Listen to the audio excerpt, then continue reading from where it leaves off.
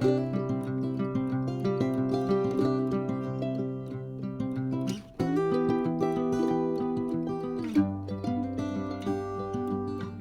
Gary, hi Kate, thanks for having me on. My name's Andrea Minnis. I'm a nurse practitioner working in my own private practice in Bendigo, Victoria, aptly named Bendigo Wound Management. I have been working in private practice for just on 10 years now, and having worked in the public sector prior to that at Bendigo Health. My main area of practice is community and aged care. And I provide private services to clients across Victoria and also into New South Wales.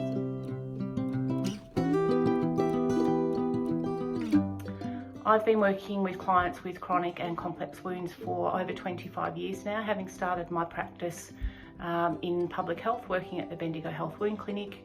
After I was endorsed as a nurse practitioner, I was working in both public and private. And took a leap of faith just under 10 years ago and established my own private practice, which I thoroughly enjoy working in.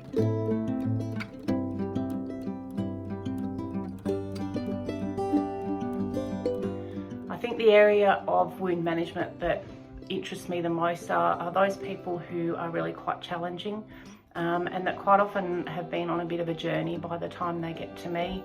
So these are people with quite chronic and complex issues, and often it's not just about the wound, it's about sitting down and listening to these people and really becoming part of their life.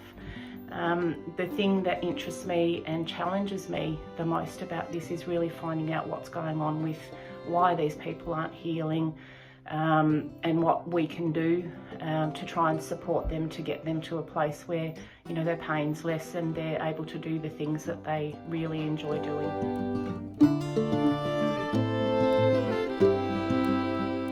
My most satisfying experience or story in caring for someone with a wound is probably not just one story, it's more a collective of stories. And like many other people, I'm in a very privileged position to be able to be involved with the lives of people with chronic and complex wounds.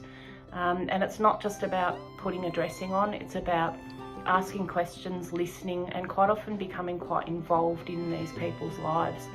And there's really nothing more satisfying than to have a client come in who has been through a pretty rough journey and comes back and tells you, I've slept all night, or I've got no pain, or my wound's improving. The most satisfying thing to me is just to be able to make a difference, and that difference doesn't have to be big. Just a small difference in someone else's life is an extremely rewarding thing for me.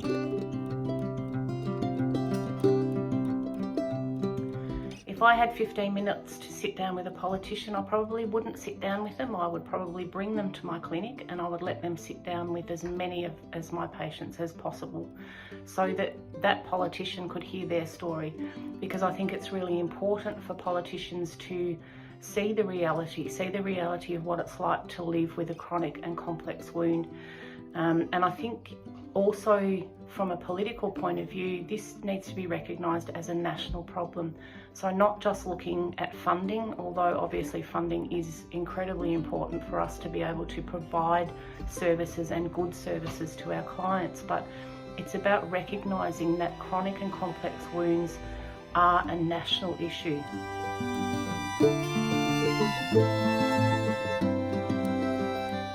What's the worst wound care advice I've ever been given?